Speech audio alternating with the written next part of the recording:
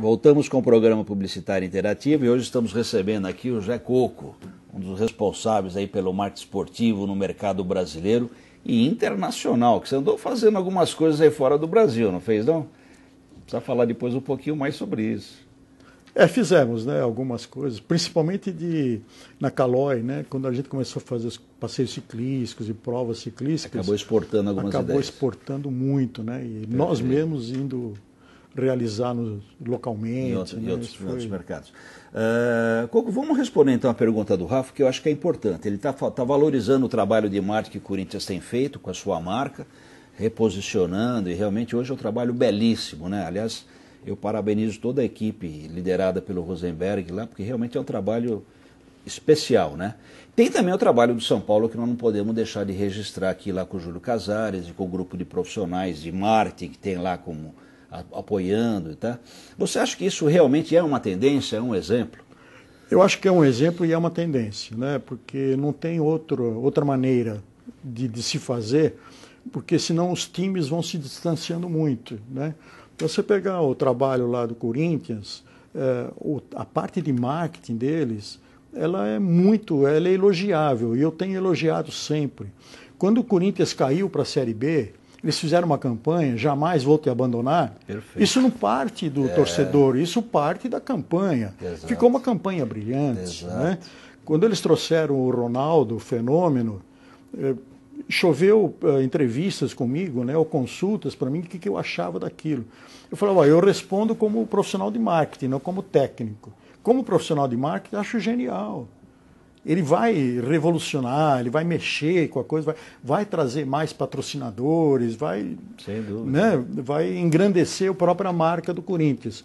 E assim como uma porção de atitudes que eles têm tomado visivelmente de marketing, né, eu acho que o Corinthians realmente ele tá trabalhando e está caminhando e celeremente para ser a maior torcida do Brasil. Sem dúvida. Né? Outro dia já me fizeram a pergunta porque se Flamengo é melhor ou Corinthians, né, a maior torcida, qual marca é mais valiosa. E eu estava raciocinando que eu acho que a marca Corinthians hoje é mais valiosa para o patrocinador por causa do mercado onde ele atua. Exato, e o valor também, que o carisma que tem, né? Que é São Paulo. Então, um jogo do Corinthians só para São Paulo, para uma televisão, para um patrocinador, é mais valiosa, tem melhores resultados e retornos do que uma do Flamengo para o Brasil inteiro. Exato. Né? O Flamengo talvez não tenha nenhum tipo de rejeição fora, né? Talvez nesse ponto ele tenha alguma vantagem. Mas eu acho que o tratamento que está sendo dado para a marca Corinthians é realmente primoroso. Né? É verdade. Hoje qualquer transmissão, já de cara, ela sai com uma base de audiência garantida. Né? Isso é uma tranquilidade para qualquer transmissão, né? Para a Globo, enfim, para quem transmite. Né? E uma outra parte importante também, que está se desmistificando um pouco, o target Corinthians, né? Corintiano. Porque sempre ficou no mercado aí que corintiano é classe D, né? Essa coisa toda. Acho que fala palmeirense, é o São Paulino. Mas que não é a realidade. Se você for comparar o torcedor, o consumidor de Corinthians, o consumidor de São Paulo ou o consumidor de Palmeiras, eles estão iguais. Todos iguais. Não tem... Eu acho que o futebol em especial no Brasil, aliás, o seu software, a sua ferramenta prova isso. Que eu tentei fazer alguns exercícios exatamente para tentar comprovar isso. A paixão pelo futebol em especial e de repente por um determinado clube, ela transcende qualquer tipo de qualificação, em classe, sexo, idade. Hoje crianças, né, falam e agem e defendem a sua marca, né, como um adulto, né? É verdade. Então não tem realmente grandes diferenças, né, de segmentação. O esporte, de uma maneira geral, mas principalmente o futebol, ele está em busca de novos consumidores, né? Principalmente a mulher, o público feminino. Perfeito. Para ter uma ideia, na Olimpíada de Moscou, em 80, né, a delegação brasileira tinha 15 mulheres e 94 homens. Perfeito. Nas duas últimas, tinha 122 mulheres e 125 homens. Olha lá, tá vendo? Equilibrou. Então, a mulher, enquanto telespectadora também, você pega a estratificação dos programas, né, de transmissão de futebol, certo. Você vê que a presença feminina já é bastante grande. É, muito grande, sem dúvida. Então, esse tipo de de novos públicos, né, das crianças, que é fundamental, né, porque torcedor de futebol é quando é criança. Você não consegue conquistar torcedor adulto. Né? Forma a identidade com a marca lá atrás. Lá atrás. Né? Por isso a gente vê que as torcidas são todas com faixas. Né? Quando o time está bem, então a criançada toda vai para aquele time. E você nota isso na análise da torcida. Né? São blocos, né, de faixas etárias que estão diretamente relacionadas com quando o time estava bem. Perfeito. Né, naquela oportunidade. E esse negócio da mulher, você está falando uma coisa muito importante. Sabe que nós tive acesso a um estudo que comprova que, independentemente de crescer a torcedora, né, diante da identidade com a sua marca, com o seu clube, a mulher, em função da sua inteligência, da sua perspicácia, que é insuperável, né, ela usa o momento da transmissão do futebol, especialmente do domingo à tarde e até à noite, durante a semana, para unir a família. Então, mesmo que ela não se identifique com o editorial, com o futebol, ela acaba usando esse momento para unir a família e aí tirar todo o proveito possível. Qualquer dona de casa gostaria de ter a sua família reunida, né? É verdade. Eu tive também acesso, não sei se é esse estudo que você está falando, mas da Nestlé. Né, que a Nestlé, ela queria anunciar, precisa anunciar para a família, né? Eles encontraram aí esse momento, né, de união da família para assistir aos espetáculos. E o Palmeiras tem solução? Olha, logicamente deve ter, né? Acho que vai ser um pouco difícil. Tá difícil de achar, né? Mas deve ter. Uma das coisas que a gente fala do próprio São Paulo, do Corinthians, né? Você não pode viver da performance do time. Porque se você for viver só da performance do time, você precisa ganhar sempre. É verdade.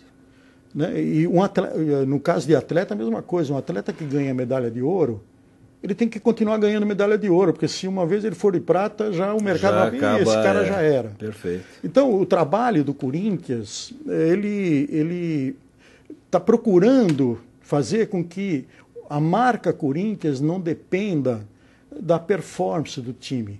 Porque senão o time ganha 3 vezes, é o maior time do mundo, não há dinheiro que pague. E se ele perde 3 vezes seguidas, é o pior time do mundo, perfeito, aí não tem quem queira pagar. Perfeito, é verdade. É meio complicado. Mas acho que o Palmeiras tem jeito. Tá bom, eu torço, rezo, vibro toda hora, mas ainda não achamos esse momento aí. Fala um pouquinho sobre o vôlei. Como é que foi o seu envolvimento com o vôlei? Quando é que você conheceu o Brunoro? Vocês formaram uma dupla aí extremamente importante aí mais uma vez para o marketing esportivo. Como é que foi esse momento? Nessa época que eu estava na Caloi, né, na Novo Ciclo,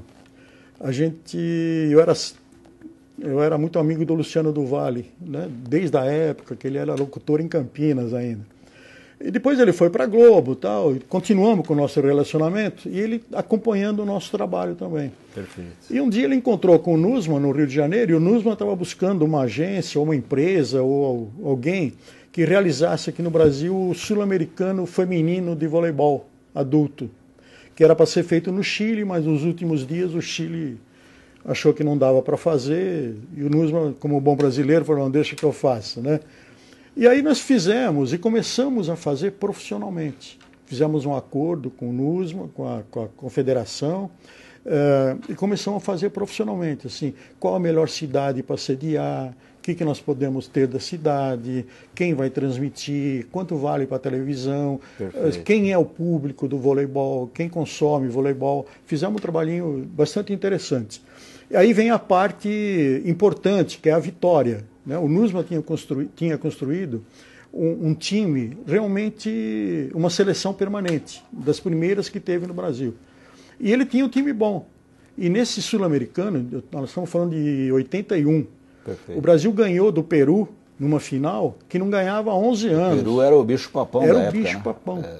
Então, e daí nós não deixamos mais a peteca cair. Perfeito. Começamos a fazer os mundialitos, fizemos jogos das faixas, fizemos o jogo do Maracanã, no gramado, que até hoje é recorde de público, né? Brasil e a União Soviética. Jornada das Estrelas. Jornada das Estrelas, né? Isso, e nessa época, nós tivemos uma colaboração muito grande da Pirelli, porque nós fomos fazer em Santo André. A Pirelli em Santo André, né? Tinha muita ligação com a prefeitura, e o Bruno Noro era técnico da Pirelli nessa época. E a gente estabeleceu aí uma amizade, né, que ela se prolongou, não muito estreitamente, porque ele é mais da parte administrativa, técnica, né? Perfeito. E eu era a pessoa de marketing. Mas lá na frente, depois, quando ele foi técnico da seleção brasileira, né, a gente teve sempre um contato. Aí ele foi para a Parmalat, né, deu aquele sucesso que teve da Parmalat, e quando ele saiu da Parmalat, ele me procurou para a gente fazer alguma coisa, né?